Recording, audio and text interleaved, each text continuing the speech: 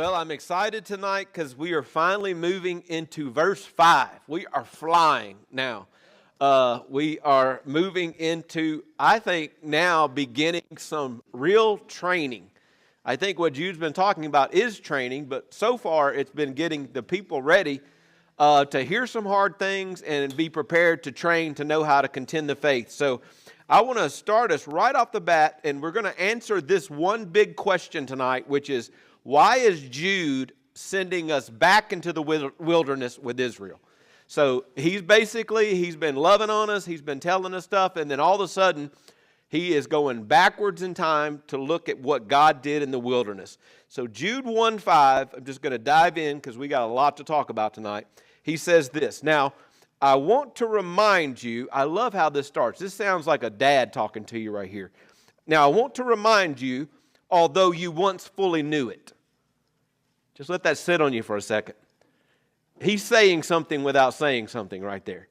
I'm going to remind you of something, although you once fully knew it. And here's what he's reminding them. That Jesus, who saved a people out of the land of Egypt, afterward destroyed those who did not believe. And so he's saying here, and it's very interesting because he's been doing a whole lot of love, a whole lot of this is who you are in Christ, this is what we're going to do, this is what you need multiplied. And then now he's getting into what's going to be the next 3 verses. He's going to use very specific judgments of God to teach these Christians who are basically being trained to go out into the world and stand up for what's true against people who are teaching false things, who are perverting grace, and who are not giving Jesus that he is master and king. So there's these people that are teaching false. So he's kind of getting into that. But it looks off right off the very bat that he is talking about a judgment that God used for his own people. Now in verse 6, he's going to share a judgment where God actually, and he's not talking about all angels, but in verse 6, we're going to talk about this next week, where there's a group of angels who did something, and God immediately sent them into condemnation. And it's not all the angels who fell, because they haven't yet been put in the lake of fire. So it's a specific group of angels that God had judgment on in verse 6. And then in verse 7, we're going to see how God judged Sodom and Gomorrah. And all 3 of these judgments have a different lesson that he wants these people to catch before they get into full training on here's what the contenders are trying to do, or the people that are trying to, the false prophets are doing, and here's how you need to stand up, and then here's how you need to help save people from the false teachings. So I want to walk through this verse pretty slowly because we're going to travel back with him to the wilderness. He first says, now I want to remind you. The reason I'm going to show you that now is because the now is attached to verse 3 and 4. So he's saying, because of what I said in 3 and 4, I want to remind you something. And here's what he just said, what we spent our whole week, 2 weeks ago and a little bit last week. The now catches back up to, he found it, verse 3 and 4, I found it necessary to write appealing to you to contend for the faith that was once and for all delivered to the saints. For certain people have crept in unnoticed, who long ago were designated for this condemnation, ungodly people who pervert the grace of our Lord God into sensuality and deny our only Master and Lord in Jesus. Now I want to remind you. So he attaches it to that. But then he says this, I want to remind you, although you once fully knew it. This entire lesson tonight is not to introduce a new truth. He is training these Christians, and God is training us about something we once knew or really had a hold of, but some reason he feels like they need to be awakened, reawakened to this truth. If they've forgotten it, and you'll see tonight how it goes and how it works in our life, where maybe he assumes readers know this story, but for some reason you need to hear this story, and here's the reason why. Again, he's training them. He's training us. God's training us to go out into the world and contend for the faith. And the last thing we just need to realize is spiritual danger often arises not from ignorance, but from forgetting what we already know. I wanted to do a couple fun things before we get into the deep of this verse. Here are things you already know, but you might need to be reminded of. The first one, you don't bounce like you used to. You know this, but every winter somebody, Daryl, thinks, I'll climb on my ladder and get on the roof, and then all of a sudden we are reminded and our hips have to pay for it when we fall off. Another reminder, your reading glasses are on your head. You know where they are right now, but in 10 minutes you're going to forget. So you need somebody to come along and say, your reading glasses are on your head. I got 2 more. Just because it's on sale doesn't mean you need it. You know this, but your garage does not. So you got to pay attention that you don't need everything that's on sale. And the last one is this. If you didn't write it down, it didn't happen. We know we'll remember, but we never do. That's why calendars, sticky notes, and spouses exist. And so there are things that seriously are truth we're familiar with, but it's the easiest thing that we forget. And we're going to talk about what he means by forget. Examples are like the gospel. Examples are like stories in the Bible that we know from childhood, but knowing them in a way that causes us to live in faith today is what Jude wants them to see. Or warnings in the Bible, how God gave specific warnings at different times. We might have thought about them, but what we're going to see tonight is there's a difference between remembering something and remembering something in a way that causes me to have active faith. That's what's going to happen tonight as we travel back into the situation in the wilderness, which is what he wants them to remember. So here's the verse again. He says, now, I want to remind you, although you once fully knew it. Walk through that just in a fun way. But now here he goes. That Jesus. This is a big part right here. I love this part. Before we get into what Jesus did, we're talking about the past. And we're talking about the Old Testament and the wilderness. So he's saying something that we know and that we know is true, but sometimes we have to be reminded. He is putting Jesus in the wilderness with God's people. That Jesus, who saved people out of the land of Egypt, in other words, he's reminding the Christians and us that Jesus was alive and active in the Old Testament. We know this, we know he was in the beginning, but sometimes we just have to think back and remember that when people said, that's something that they describe and they're like, that is a picture of Christ in the Old Testament. So he says Jesus was there. And I love that Jesus. So he's going to tell them something Jesus did in the Old Testament, and it's going to be about judgment. Now here's what I love, because we're only in verse 5. Jude's going to tell us right now what Jesus did, but if we just stopped right now and thought, okay, Jude's telling them something about Jesus. We've only had 4 verses. And if you just think about it, don't say it, but from the last 2 weeks, what we've talked about, has he said anything about Jesus yet? Think about it in your head. We're on verse 5. We know he's going to be talking about contending for the faith, and he's just about to say Jesus did something in the wilderness. But has he talked to us about anything? He's only had 4 verses. Think just a minute what he's thought about. And I'm going to share with you. And it's just going to be so amazing to realize all he's been talking about is Jesus. And sometimes we see this, but we don't see it. And so I want to really quickly show you what he said about Jesus before we get into this new thing. The first thing he said about Jesus is he didn't tell us he was his half-brother. He told us he was a bondservant. So he introduced himself to us by saying, it is my pleasure to be a bondservant to Jesus. The second thing he says is this is who you are. You are called, you are loved, and you are kept for Jesus. The third thing he was doing is he said, I am praying that Jesus will give you what you need to contend for the faith. And that is a multiplication of mercy, a multiplication of peace, and a multiplication of love. We talked about that we know how we received that at salvation. By mercy, he saved us. By mercy saving us, he brought us back to peace with God. And by mercy saving us, he showed us love.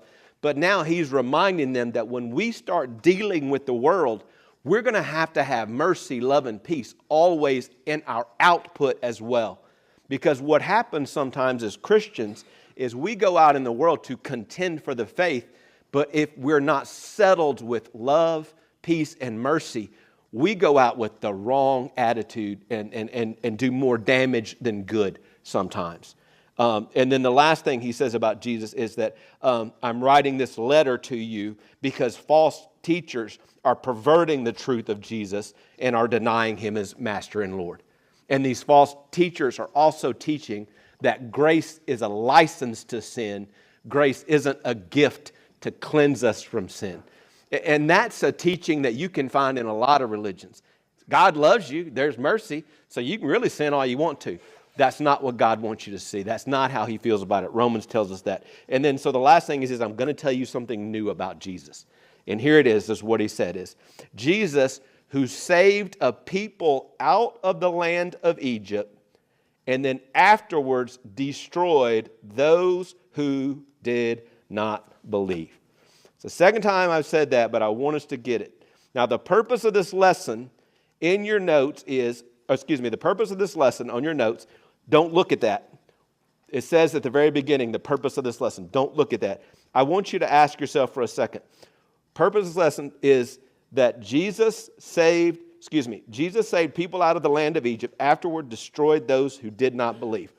The purpose of this lesson tonight, Jude wants to remind them that Jesus brought these people out of Egypt and then he destroyed those who did not believe. What do you think, Jude? Just curious what you think. What do you think Jude wants to teach them out of this story? What do you think he's going to do with this story tonight? What do you think he wants them to learn from this story? And this is not like, I'm just curious what you might think. There's no like wrong answer, bad answer, good answer. I just like to have some interaction. Where do you think Jude's going with this? Hey, I want to tell you about the time that Jesus saved all the people out of Egypt, and then he had to deal with the ones that didn't believe. Any thoughts on where he might be going with this or what his purpose is? To remind them of their history. Remind them of their history. Remind them of the history, and I think the history is the love of God, but I also think the history is that there are consequences, and then apparently these consequences are dealing with not believing. Because, if you just took that sentence and stopped with it, anybody else? I think those are pretty good. It's the past, but also the future, right? Because in the future, Jesus is also going to, again, deal with those who, right? So, and again, I think that's going to be one of the big takeaways that we have from this is we're going to see Jesus dealt with punishment with his own children, people. We're going to see how Jesus and God dealt with punishment over angels who are disobedient. We're going to see how Jesus dealt with punishment. And there's 9 different examples, but just over the next few verses, sexual sin in Gomorrah. And so we understand that God is a loving, merciful, and peaceful God. But God is showing them through Jude that God is also a just and righteous God. And so here is the purpose of the lesson. This is the first thing in your notes. So Jude reminds them of Israel's failure, not because it's unknown, but because it is easily forgotten. Sometimes we forget things that are very big, important reminders. These people had experienced redemption, but that doesn't mean that their faith was maintained. That's called spiritual drift. Kim and I know she's going to look at me. We just taped a podcast last night about spiritual drift. But basically, these people were saved out of Egypt. So, I could tonight, Tony could just take us all over to the room and we could put up on the movie the 10 Commandments and watch the whole story of let my people go, Charlton Heston leading them out, and God saved them from all that life, and now they're in the wilderness, and all of a sudden they're losing faith in the God who had just redeemed them. And so Jude's like wanting you to know, like, that can happen to us. He wants them to remember how unbelief can follow salvation. In other words, there are times when we're saved, like God's people, that we look to God and say, things were better back there in Egypt before you got involved. That's where their mind went. We were better off before you got involved. You shouldn't have taken us out of here. Or sometimes as Christians, we see where we are in our life. We're like, God, I think you've missed it. And it's not that we've lost our salvation faith. We just start losing faith in his plan or where he's taking us or how things have happened in our life. And so that's happening. And the thing I thought about when unbelief happens is I always remember, it's one of my favorite things in Scripture, not because I like it. I just think it's a funny thing. When the father of the mute boy who Jesus was going to heal, he says one of the funniest things in the Bible, I believe, but please help my unbelief. And I think that's how we feel a lot of times as Christians. And I'll be real honest, I don't get there a lot of the time, but I'll tell you when I did get there, and I was super shocked that when I got to the place of, God, do you have this? And that's when Kim had cancer surgery. Because I'm always like, God, I trust you. I'm quick to go to trust until I couldn't be involved in what was going on. I was stuck in the waiting room in Orlando. Nobody was there because we had a surgery in Orlando. And all of a sudden, it's like, Kim's in there. I have no control. I can't do anything to help. And I felt so helpless. And I'm like, God, I'm so worried. And all of a sudden, God's like, what are you doing? You're like, but that can happen to us. So he wants us to learn that. And then here's the biggie. He wants them to learn how fear sometimes rewrites God's faithfulness. You're going to see that tonight when we go back into the story that caused him to write Jude chapter 1, verse 5. And again, I know some of y'all don't like chapter 1. It's just how my brain does it. So here's the transition. I want you to see this because I think it's very important. So I wrote it out so I could say it. So Jude takes us to a moment where God's people had experienced redemption, but they stopped living by faith. Now, we are fixing to travel back to the wilderness, to a scene of to the wilderness, and then next week a scene of the condemnation of angels in Sodom and Gomorrah. But we aren't going there to look at it for what it is. We're going there to look at it through the eyes of Jude, who is trying to train the church to prepare for false teachers. So the way I want you to look at where we're going tonight is this. Imagine Jude standing here. We're in his class, Jude contending for the Faith Seminary class 101. He's teaching and he's saying, I want to take you back to the wilderness to see what happened because there's a lesson here that you used to know, but I need to remind you about it. So we're looking at the story through the eyes of Jude training people. Because I just think it's important when we're looking at the story, we're not just reading the story. We're reading the story that he said, here's an example of something that I need you to understand. Now, next week we're going to do Sodom and Gomorrah and the fallen angels together. So I'm going to have to move a little bit more quickly. But tonight, because it's the first judgment of God, I wanted to be able to walk through it slowly where I made sure we had time that, okay, at the end of this, we're like, God, we get what you want us to get out of taking us back in time. So on your notes, it says part 1, a redeemed people at the edge of a promise. If somebody will look up Numbers chapter 13, verses 17 through 20, Tony, and in a minute we're going to read that, but I want to give you the setting of where we are. So we're going back with Israel. Like I said, Tony's shown us the movie. We got Charlton Heston.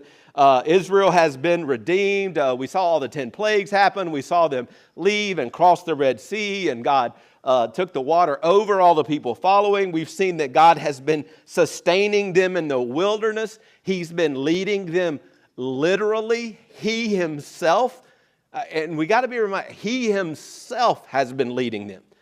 It's not they've got like an angel leading them. God is with them leading them.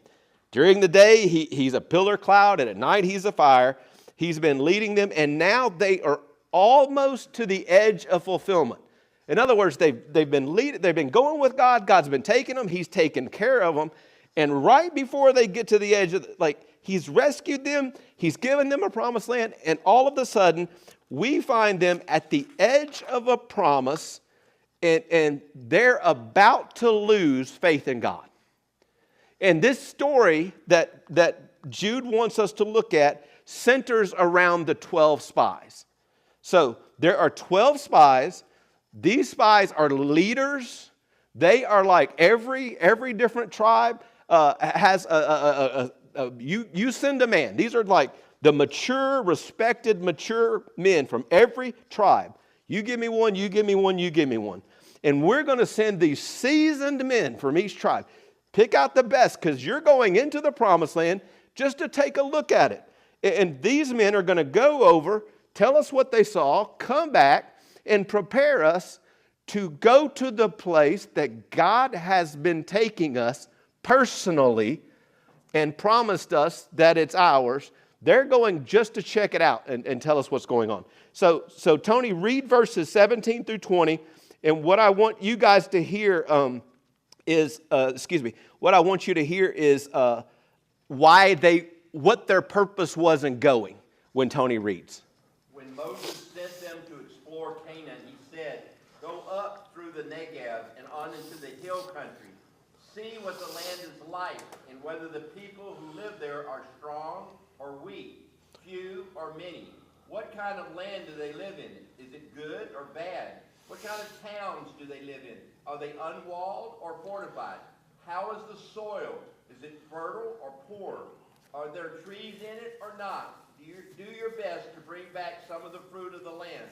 It was the season for the first ripe grapes." Okay, so you see here, this is not like a negative situation. What are some of the reasons like he wants these spies to go over? What are they doing? What's their purpose in going over into the promised land? Check out the land, check out the hills. See what's going on. I hear there's good fruit. Why don't you bring some of that back? Like, I don't hear anything in there. I do hear, let's check and see whether the people are strong or weak, whether they're few and many. I think that's something you should know. But God has already promised them the entry, and he's going to take. So really there's not like hey, I need you to go over there and check out whether or not we should trust God to follow him in there. There's not like a negative situation. These 12 men that would have been going over should have been just very joyful in going over to say, let's go see what God has promised us as he's walked with us. And so all of a sudden we see what they should have been, but here's the problem, and I'm going to say this, and then you're going to have to think about it for a minute. Spiritual maturity does not guarantee spiritual clarity in a crisis.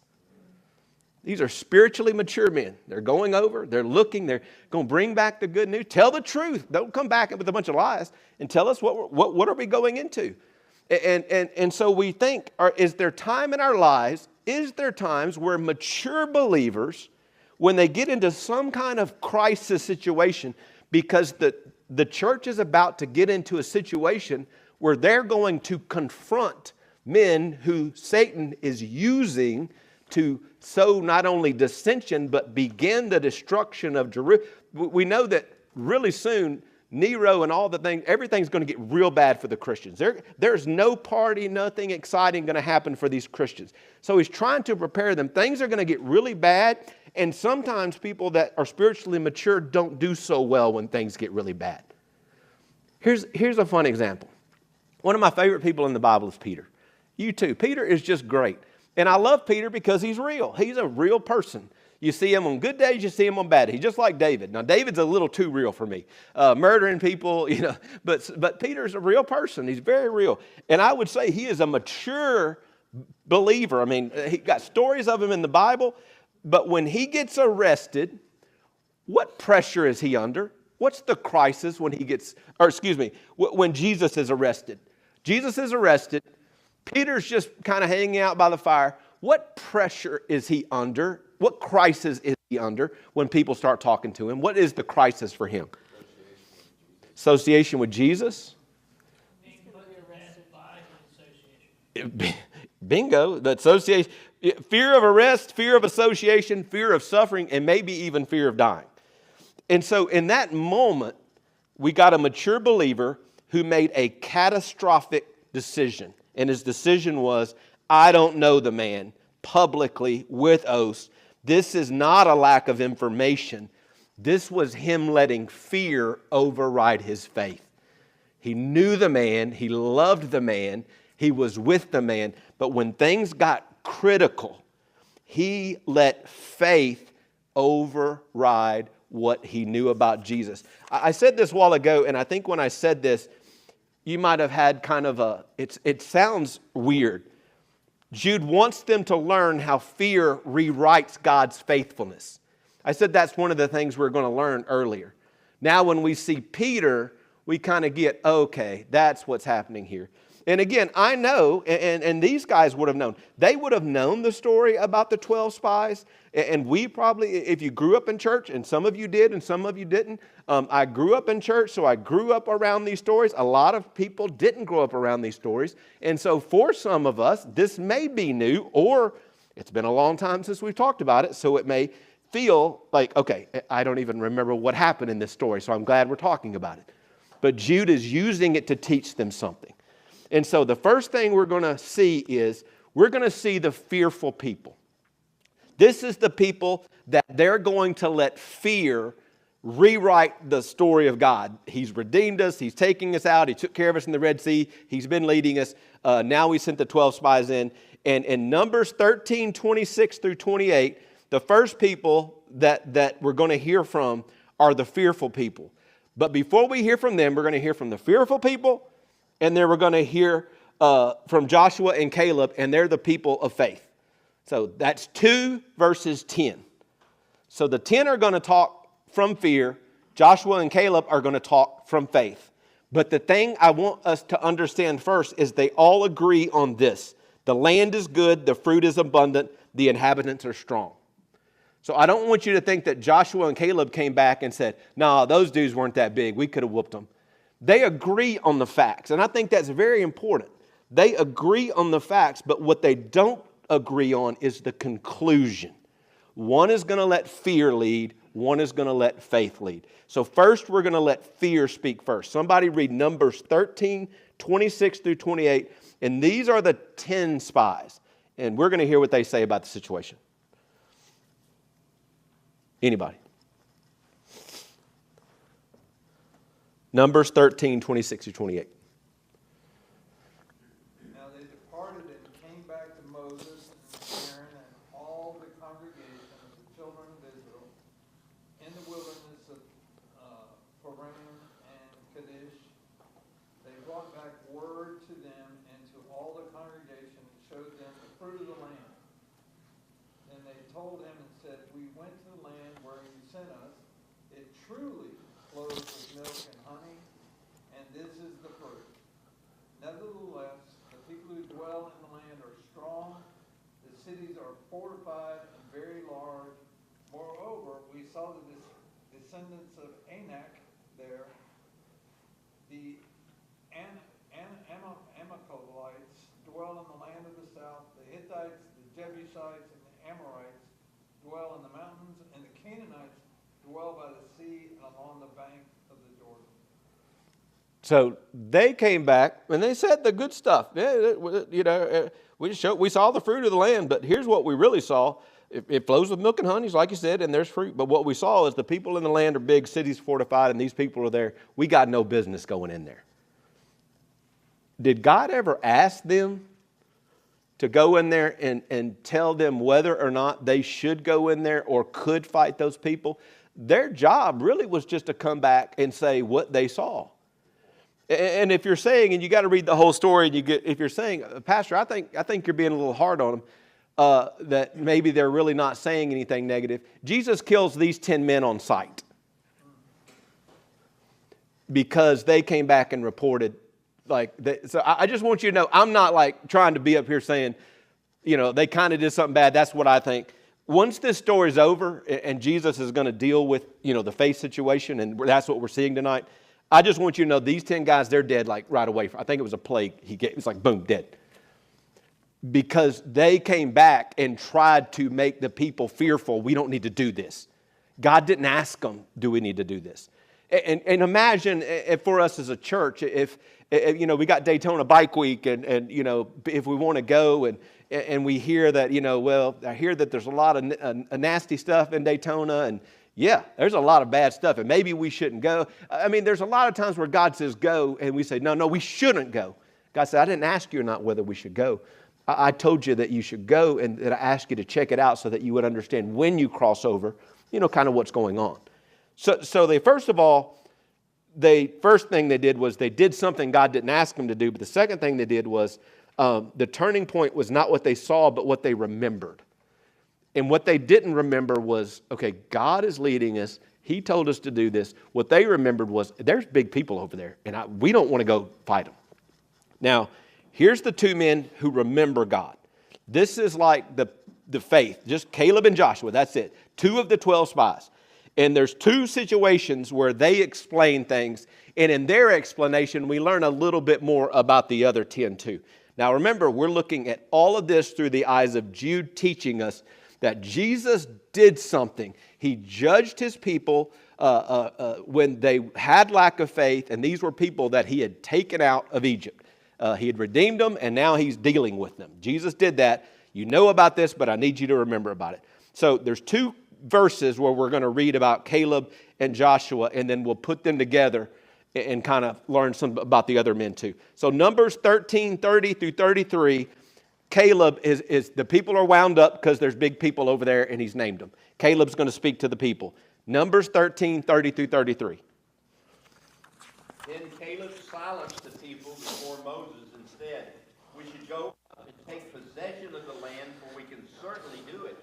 But the men who had gone up with him said, "We can't attack those people. They're stronger than we are." And they spread among them, the Israelites, a bad report about the land they had explored. They said, "The land we explored devours those living in it. All the people we saw there are of great size.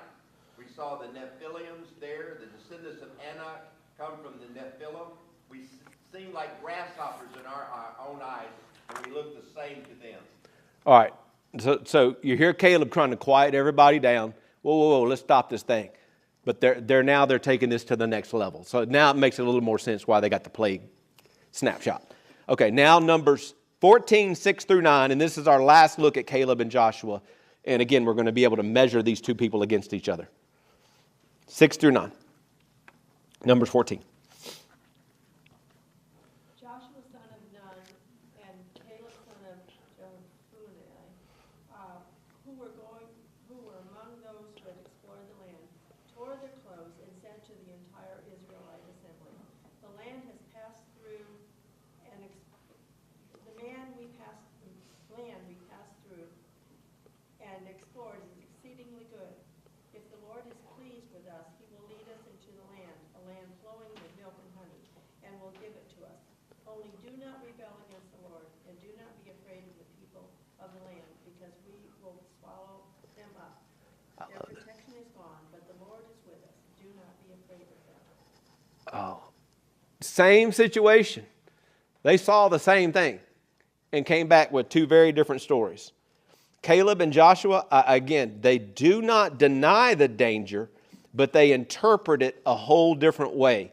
They interpret it through God's faithfulness because they are remembering, and what they are saying is based on the covenant promise that God has made them. So not only have they been dealing like, okay, wait a minute, God has been leading us, but they're now saying, whoa, I don't know why you're upset because God's told us this. So God is not with them and God is with us, and their protection is removed because the Lord is with us. They are seeing things through the covenant memory.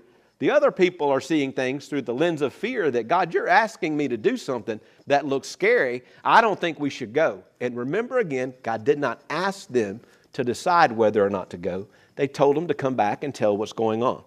And so what we see is these men, their key statement is, the Lord is with us, do not fear. This is very important. Their faith is not optimism, it's remembering rightly applied. Because sometimes we just say faith is optimism. Just gotta have hope, gotta have faith. They're not hopeful, like I hope this thing will work out. They're not like, oh, we think it'll work out. We got this hopeful thing that I think it'll be good.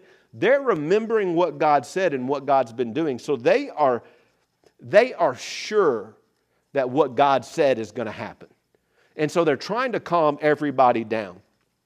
I looked for a biblical example that could kind of solidify this. And I think the closest thing in Scripture that parallels Caleb and Joshua, that for us is something we remember quickly, is the story of David and Goliath, where they're the same facts but different conclusions.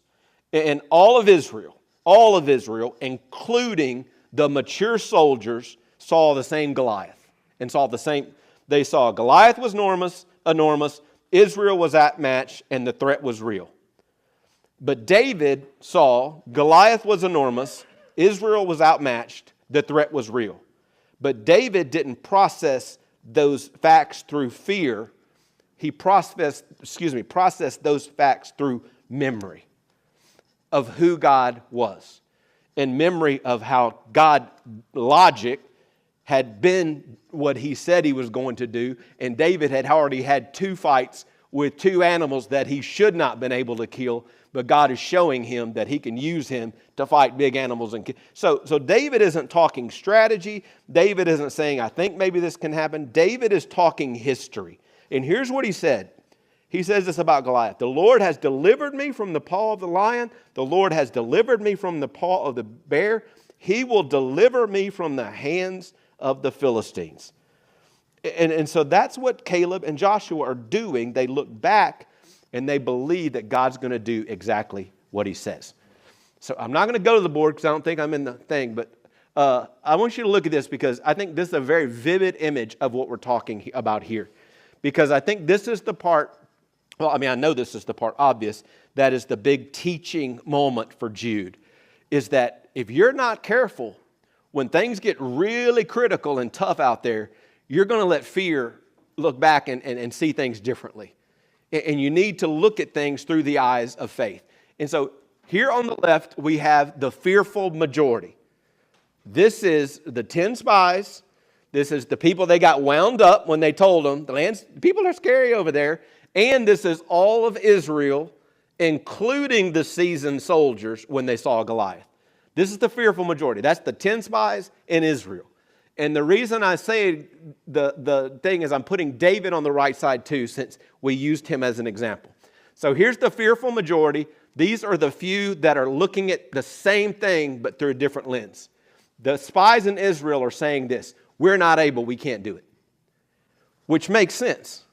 I think when Jude says you're about to contend for the faith, things are going to get difficult. It'd be real easy for people to say, look, I really don't want to go out there, and I just rather leave those false teachers alone. I'd rather, people are out there, they're on their own, they'll figure it out. We can't do it. We're not able to do it. Caleb and Joshua and David is like, this is what they said: the Lord is with us. And that's what they relied on. The Lord is with us. It's not, we're not doing, or we're not going to win because of our might. We're going to win because the Lord is with us. We have God with us. And Caleb and Joshua, even so much it says, not only do we have God with us, but they so don't have God with them that they're defeated before we ever step out on the battlefield. One of the coolest things about going to Israel is when you're at a place and something big biblically happened there.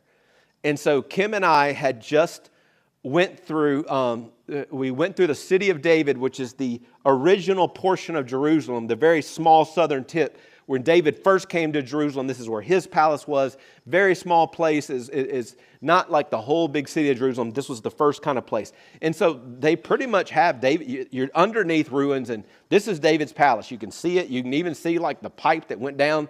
I don't know why they always show you toilet pipes, but they literally he had like a toilet pipe in his palace. So you see all these ruins, and there was a point in time where David had water flowing into the city, but because there was going to be an Assyrian, they knew Assyrians were coming. They said, we've got to get the water inside the city, because they can just shut the water supply down.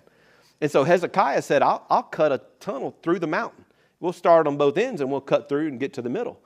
And so Kim and I had this wonderful opportunity. They're like, you can walk through. It's a third of the mile. It's a tiny tunnel, and it's got the water still in it. And you go through it, and you're literally, it's scary but amazing. And half the time you're like this. And I felt so excited because I have a horrible back, but I was leading the thing. I bumped my head 1,000 times, and I got through it. I said, I think God protected my head and my back, because I was so excited to go through it. And so we went through it. And then we got through it, and they told us the rest of the story, which is a biblical story. So they've got the water, and now they're ready for the siege to come against the city of Jerusalem. So all these people came to fight Jerusalem. They're going to overtake Jerusalem, but it didn't happen. And Cecil, we talked about this. There's a great battle. Everybody fell over dead, and it was an angel. An angel just killed all the people that were going to siege against Jerusalem. These people, they were getting prepared, but they were like, the Lord is with us. Can you imagine getting up for battle and they're like, there's nobody out there to fight us today. God killed them all. And so their Lord is with us. The second thing is, the 10 spies in Israel, they're focused on the giants. They're big, but that's all they're talking about. These people, and they start naming the people. These people are bad. They're in the mountains. We can't do it. But Caleb, Joshua, and David, all they're focused on is God. That's all they're talking about. They're talking about God said this, God did this, these are God's promises. The 10 spies in Israel, this is the biggie. I don't think we read it, but this is the biggie. The memory of Egypt fades. This is one of the things. Let me make sure I'm not going to read this before I get into this, because I love this right here. Oh yeah, we are in a minute. So I'm not going to talk much about it. But basically what they start doing is like, they start telling God, you should have left. You know what, things weren't so bad in Egypt. You know, when you get that place, and it's usually like a bad relationship or something, and you know you need to get out of it, and you look back on it, and you're like, things aren't as bad as I thought they were. Yeah, they are. Things were really bad in Egypt, but because they're fearful now, and they don't want to trust God moving forward, they're like, you should have just left us in Egypt. It was horrible in Egypt, but now they're starting to think maybe it wasn't so bad. So memory of Egypt fades, but Caleb and Joshua and David, they're all like, memory of deliverance fuels them. They're like, God has always been faithful. And I'll tell you what, it's one of my favorite things to talk about to my children, because none of y'all and none of us are perfect parents. And I never want to go to Christian and Kara or Shelby and say, look, you look at me and Mom, and you look at us, and you do what we would do, because we would not lead you astray, because we're perfect. We're not perfect parents. So when our children come up against big decisions, or which school should I go to? Should I leave New Mexico and come back home? Or should I stay here? Grandma and Grandpa aren't here anymore. What should I do? And Kim and I, when we talk to our children, we never talk about ourselves. We talk about, what you probably talk about, is that when we look backwards, and I wish I had time to show you, since the day we met, look, and you don't see it always going forward, but you always see it going backwards. At every point, God's providence, God's leadership, and as long as we followed His providence and leadership, He took us where we needed to go. Everywhere and we look back and we're like, God was perfect. We didn't have like, oh, but this one time God let us down. There is no story like that in your life. And so when your children or grandchildren get to this point, yes, you want to encourage them that, hey, we believe in God, but I think the biggest encouragement is remembering what God has done, and then reminding your children that God's been doing that in their life too. You know, like Christian and Shelby probably don't know this, but when they got to a point where the public school system was they couldn't handle it. Christian was just too sensitive. We did not have the money at that time to go to Lakeland Christian. It wasn't even a thought in our mind. But we were having trouble with Christian having trouble at school, and we were praying about what to do. And somebody came to us and said, why don't your children go to Lakeland Christian? And we said, that's, and then this, no lie, somebody said, I tell you what, I want your kids to be at Lakeland Christian, so we'll help you get them in there. And so for the first 2 years, we had help getting them in there. And then after a while, we thought, okay, we're at a point where we can do this. And I'm not saying that Lakeland Christian, this is not a praise Lakeland Christian. This is telling the kids, look, when we got to a situation, God took care of it. And so that's what their memory of deliverance fuels them. And this is important because when we get towards later things in Jude, and when we as a church go through, we haven't really experienced anything extremely difficult as a church. The last really big thing we experienced difficult in this, like big difficult, came before, 2 years before I was here, when a missionary sued the church. And so Debbie was here. I don't know if anybody in this room was here during that time. So missionary sued the church, big, ugly, probably 2 years of ugliness. And the church didn't have the money to deal with it, and they were having to deal with all that. But I've heard, as soon as I walked in the door, I heard all these stories about, man, we just went through something extremely ugly and extremely difficult. But again, it's always these memory of deliverance fuels us. The last two things is the people, 10 spies in Israel, facts minus faith. Same facts that Caleb, Joshua, and David had, but they're interpreting them through faith. So the key principle is that faith is not optimism. It is remembering things rightly applied. And here's the other sad thing. Unfortunately, the majority chooses the wrong memory. You've got to be careful, churches, when things get difficult it's real easy to let fear lead you into corners that say, we just got to do what's safe because we're afraid. Instead of like, okay, let's stop where we are. What is God telling us? And we're going to live on the Caleb, Joshua, David. Now again, this is Jude telling us because Jude is preparing us for what's coming through the rest of the chapter. All right. I think things couldn't get any worse, but they're about to get worse. So we're here right here. Now we're going to go to part 4 where fear rewrites redemption. Numbers 14, 1 through 4. And this is where they kind of start complaining. Let's read that, and then I'll move us on to the last piece. Numbers 14, 1 through 4, if somebody will read that. And I have been talking about this a little bit, so we'll go quickly through this. That night, all the people of the community raised their voices and wept aloud. All the Israelites grumbled against Moses and Aaron, and the whole assembly said to them, "If only we had died in Egypt, or in this desert. Why is the Lord bringing us to this land only to let us fall by the sword? Our wives and children will be taken as plunder. Wouldn't it be better for us to go back to Egypt?" And they said to each other, "We should choose a leader and go back to Egypt." And not only choose a leader, but maybe we need to do something to our leaders as well so they don't lead us back. They were threatening to stone people. They lost total control. Let's go back to Egypt. God's purpose, his redemption is questioned. Slavery is remembered fondly. And again, this warning before I move on is just that fear causes us to romanticize what God once rescued us from. They later describe destructive season as simpler times. They want to go back to Egypt. And so now the Lord responds not impulsively, but with justice. Remember the first verse we read. Now I want to remind you that although once you fully knew it, that Jesus, who had saved his people out of the land of Egypt, afterwards destroyed those who did not believe. So it's starting. And so here we go. So now we're dealing with that part. Verse 5, God's response. Judgment is announced. Numbers 14, 11 through 12. God's ready to deal with this. He's had enough. And to be fair, not to be fair, God, I'm not trying to defend, to be fair, like God can be just. But there's 10 different times where they've done this. And you can research that. We didn't have time to go through it. They've come up against God 10 times. This is not just the only time it's happened.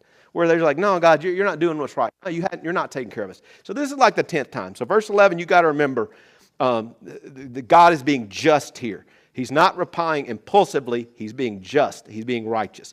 Verse 11 through 12 of Numbers 14. And the Lord said unto Moses, How long is this promotion? How long will it be ere they believe me? All the signs which I have showed among them. I will smite them with pestilence, and disinherit them, and make of thee a greater nation and a mightier today. So we know that God's eventually going to strike the 10 down, but he's going to strike them all down right here. He's done with them. I mean, and to be, it's like, man, look what all I've done for them. And they just keep coming back and coming. So I'm about to disinherit them. I'm about to strike them. And so God's ready to do that. And I love this because it makes me, you got to think through these things and think about like Moses. I don't know who Moses thinks he is, but Moses is like, whoa, God, can we call a time out here? And Moses intercedes for his people, and he loves them. And so I get that, but it's just like, God's like, this is what I'm going to do. Moses is like, oh, can we just call it? And I'm not going to read these verses, but here's what Moses said, and it's actually pretty smart. Moses says this, if you kill all these people at once, the nations who are ready that think, like, well, we're going to watch and see how this plays out. Those nations who have already heard of your fame, we had the whole 10 plagues and all that happened. They're going to say that you were not able to give these people what you had promised them. What happened to those people? Oh, they died out in the wilderness. They're going to blame you, the fact that they died. So all these nations are going to speak. And so he called upon God's mercy, love, and forgiveness. This is what he said. God, will you please pardon the sin of these people according to the greatness of your steadfast love, just as you have forgiven this people from Egypt till now. And the Lord said, I will pardon them according to your word. So it looks like they're off the hook, right? So God's like, no, I'm going to pardon them. It's all good. No, this is one of the big lessons I think we need to remember. Part 5 says this, mercy is given, but consequences remain. The Lord basically says, I'm not going to strike them all dead right here. But forgiveness does not eliminate accountability. There's some consequences that have to happen. And so God says, this generation, here's your notes. In your notes it says, judgment is announced. God forgives after Moses intercedes. Moses says that about the other nations. But then Moses begs God on behalf of his mercy and love. God, please be merciful. And again, remember how we said at the beginning of this that we need mercy, mercy multiplied? These people needed God's mercy. Thank goodness they had a leader that understood what Jude understand. You better be always praying for the mercy of God, the peace of God. And God, Moses is like begging for more mercy for these people. Consequences remain. And so this generation loses entrance into the land. Their children will get to enter, but they'll lose entrance into the land. And what they will have is 40 years of wandering to follow. And I wrote this down, cut this short on time if I have, but I think I have time. This 40 years of wandering is proportional judgment based on their 40 days of spying. And so God isn't even random in his judgment. God's like, I'm showing mercy, but you went in 40 days and spied. You came back 40 days, so I'm going to do 40 years of... So God uses like a proportional judgment. And then the 10 spies who fled fear, they died by plague immediately. What about Caleb and Joshua? No, they did not die, obviously.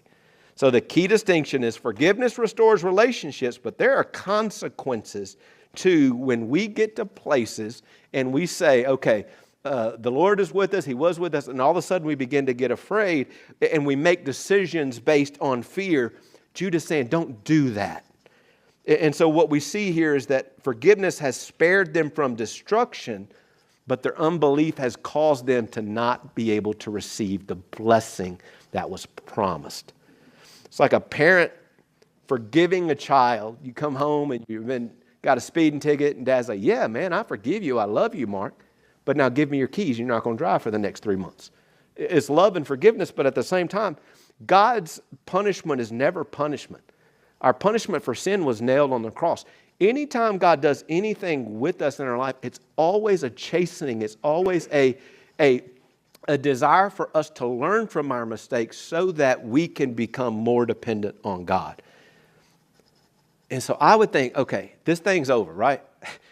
These people cannot cause any more damage. Because remember, there's a story Jude's telling. And these people, I kind of feel bad they're so dumb. But they're finna get worse. So we're going to read Numbers 14, 39 through 45.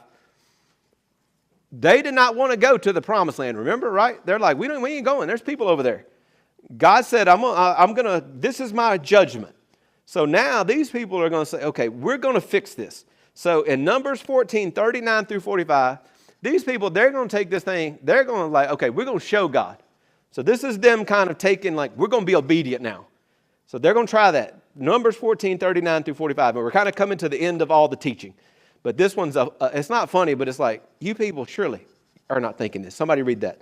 39 through 45. When Moses reported this to all the Israelites, they mourned bitterly. Early the next morning, they went up toward the high hill country. We have sinned, they said. We will go up to the place the Lord promised. But Moses said, why are you disobeying the Lord's command? This will not succeed. Do not go up, because the Lord is not with you. You will be defeated by your enemies. For the Amalekites and the Canaanites will face you there, because you have turned away from the Lord. He will not be with you, and you will fall by the sword. So, real quick story about my childhood. Oh, no, you're good. That was good. Nevertheless, in their presumption, they went up toward the high hill country, though neither Moses nor the ark of the Lord's covenant moved from the camp. And then the Amalekites and Canaanites who lived on that hill country came down, attacked them, and beat them down all the way to Hormah. These people, you laugh because you see yourself. This has been us. It's like, okay, God, maybe if I just do it now. So my dad was a disciplinarian with love. His dad was a disciplinarian without love. It's generational, I think. He never felt love from his dad. His dad just, my dad was, but with love. And so my dad, if he was preaching and there was kind of any kind of like talking, anything, and this is not an exaggeration, he would have no problem saying, Mark and Andy, stop talking in the middle of a sermon. And what that meant was, when we get home, it's not good. And my dad was from Texas, even though he wasn't, but he believed in capital punishment. That's why I'm saying he's from Texas. And so I thought it was a good idea. First of all, I would double up on the underwear. That was a trick, I thought. And I thought it was a smart trick at the time as a child. But the other thing, this was the thing that I did that I think made him most frustrated. I knew he was going to be upset when he got home. And so I would go to, and it wasn't even like anywhere real. But when I heard him come home, because, the pastor doesn't come home just right after church, where do you think my dad would find me when he came in the room? Under the bed. No. On my hands and knees, praying and asking God to forgive me. Makes sense, right? So if my dad sees me with a repentant heart, he's going to say, oh, man, he's good. Well, no, what am I really doing? I'm really trying to squirm out of a situation I've done. What did Pastor Max has these great quotes. I'm going to get it right. You cannot talk yourself out of a situation that you have behaved yourself into. Did I get it right? Yes. So, and that would make it worse because he knew I wasn't in there. Now, if I was in there really praying and confessing, he would have known better. He would have known and seen it. But then he'd find out about, why is your pants sticking out so big? Well, now you're like, I'm just like all kind of bad. Anyway, these people really aren't repentant. They're just trying to get out of this. So we really can't blame them. But now what they're trying to do is go like, okay, he told us to go, so we're going to go. But God wasn't with them. Moses was smart enough not to go with them. They went on their own. And Moses said, this is not of God. So their error is they now attempt obedience, but God is not with them. They are defeated and their attempt fails. So here's the key truth. Acting without submission is not faith, even though it sounds repentant. So they're not really submissive. They're just like, we got to do something to try to stop his punishment from happening. It wasn't a repentant heart.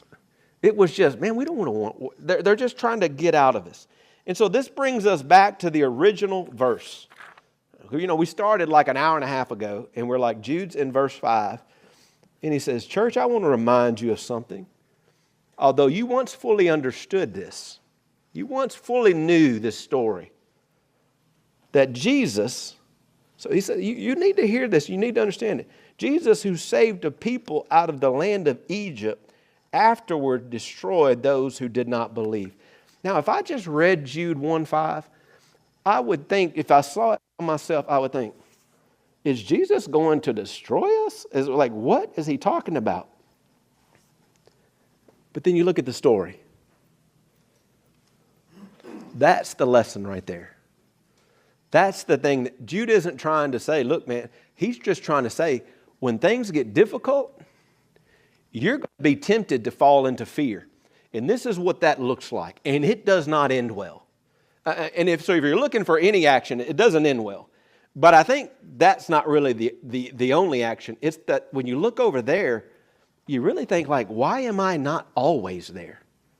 And so sometimes we're Peter, and boy, we have to look at this and say, we really blew it. And I'm so thankful. There's 2 verses of Scripture that I'm so thankful is that when somebody told, go tell the disciples and Peter that Jesus wants to meet them. So Peter already was hearing, Jesus wants to make this right. He knows you fell into a fearful majority, or fearful that you were worried about going to jail, go die, and all that stuff. And then when Jesus does meet Peter, oh, how gentle and loving he was with Peter. Why? Because he knew Peter's heart. If Peter that day, and I'm not saying what Jesus would have done, but I believe if Peter that day when Jesus came wasn't truly repentant and really was like, hey, what'd you think I'd do? Or tongue-in-cheek saying the right words, but not really. I don't think things would have went the direction. But we see how the story ends, and how the story ends. First of all, it's Peter's death for the Lord, because he was a bondservant to the Lord and proud of it. But how we see the story is when Jesus and Peter got things right, there was a power in Peter because he moved to the right side and really never moved back.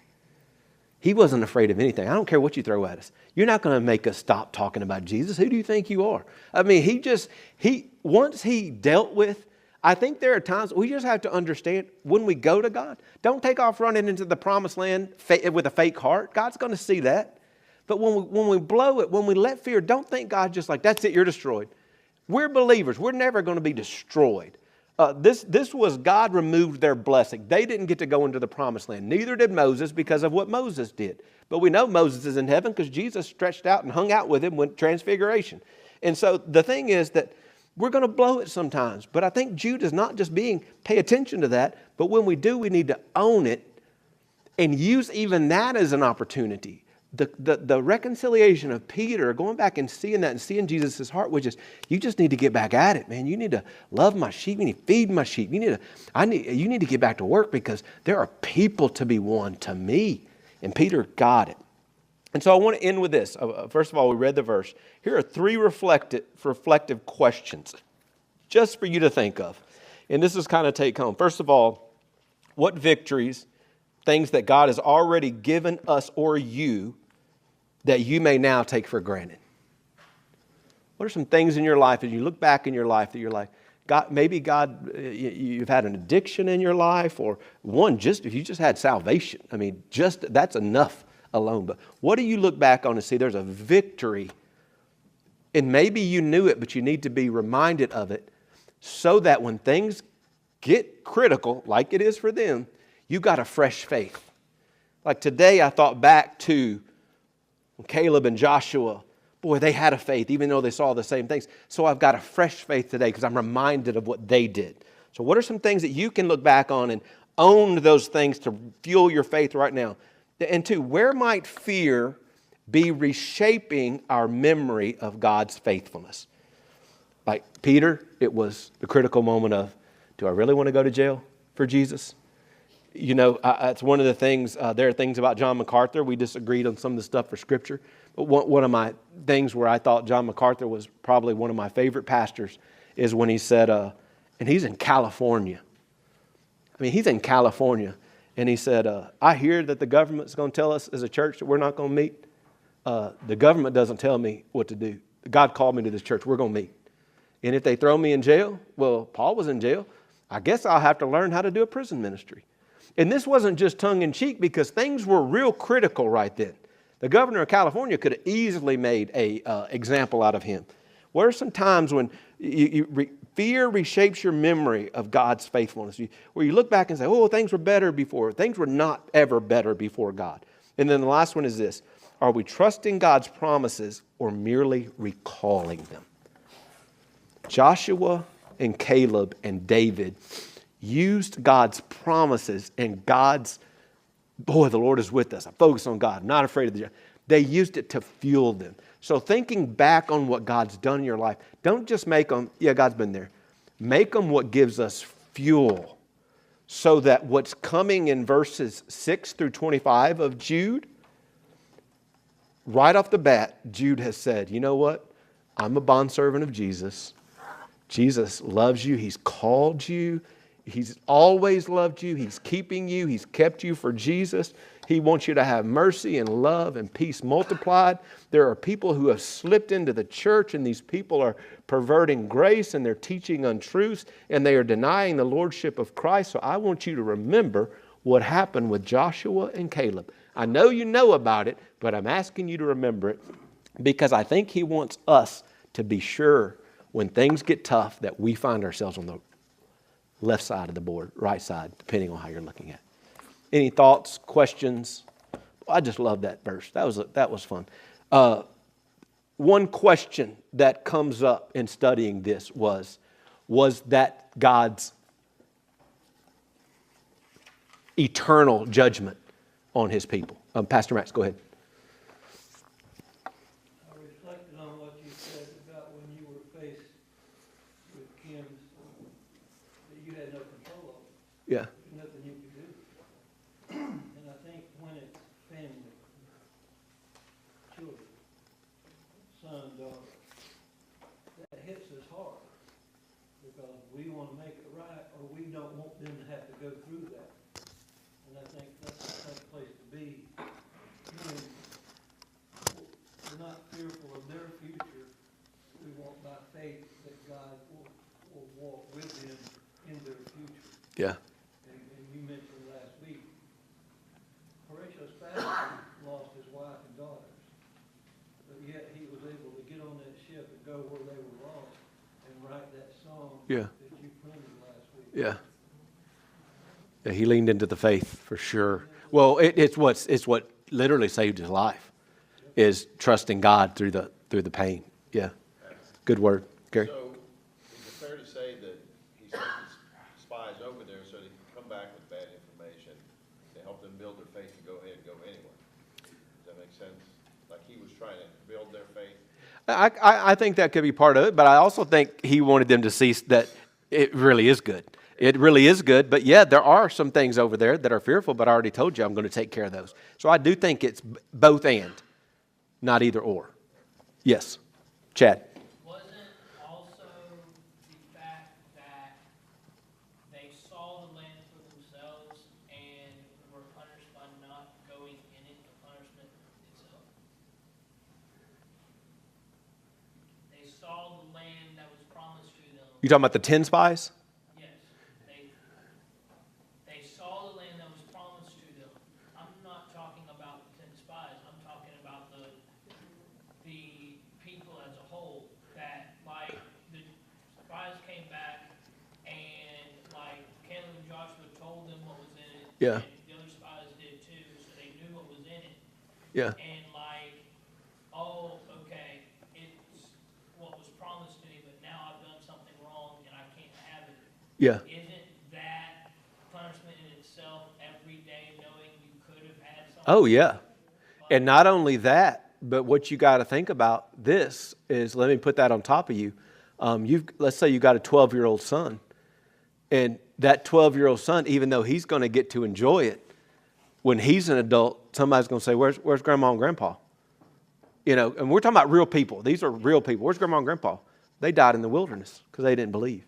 So even the children are going to grow up in a wonderful place, but have consequences from their parents' actions. So yeah, I agree that the regret of not, and while you're not doing it, you're wandering in the wilderness. You know, you're in a bad situation, but mentally and spiritually. Yeah, good call, good thought, Chad. Anybody else? Comments, questions, thoughts?